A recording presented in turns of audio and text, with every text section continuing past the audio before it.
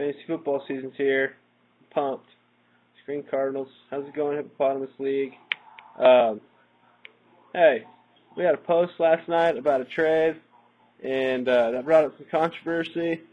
And thank goodness, because we needed something to let me know the fantasy football season's here. I don't even have a publication right now. That's unusual. I don't know why I can't get kickstarted this year, but man, we got a draft in a week, and I'm not ready. Crazy Eyes Killers right there. We'll talk about that later, but there's something else that has to do with the Crazy Eyes Killers. I'm going to call it the Crazy Eyes Killers Clause.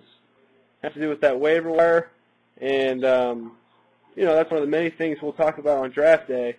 But we got a lot of great tradition in this league. Very proud to be in it.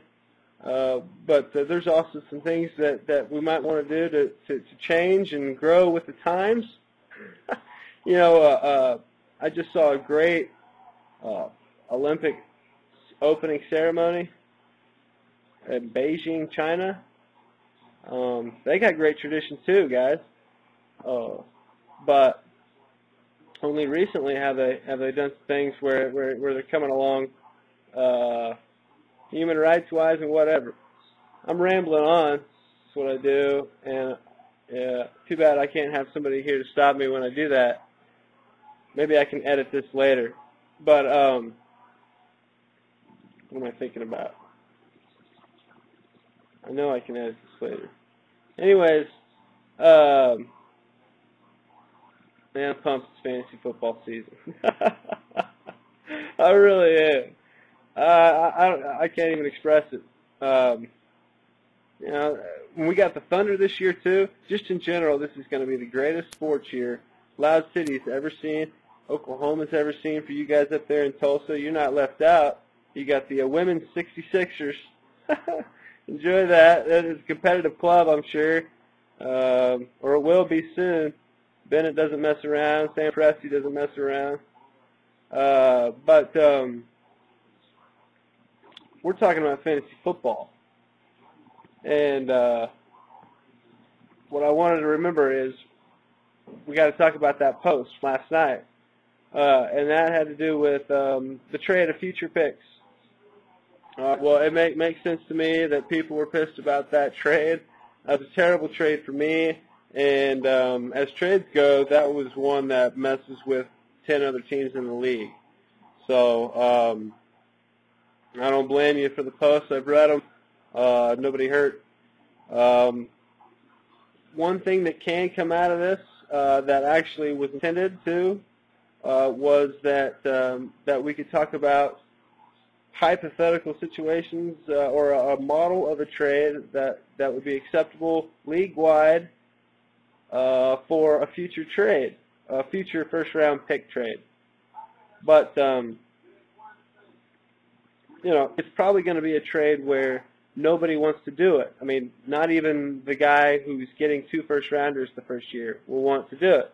And that's why that could be a possibility to put in place, right?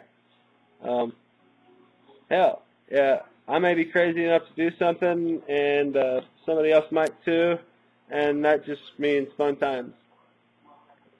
I'll break it down into specifics here in a little bit, what I mean by the model that we might agree on as a possibility for future first-round trade.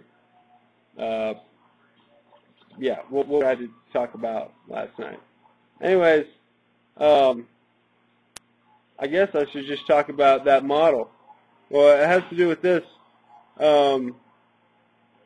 If you were actually, I'm going to ask you a question, and then I'm going to press, or I'm going to keep going, but I would ask you to press pause, and think about your answer so that when you hear what I say next, you won't second guess yourself.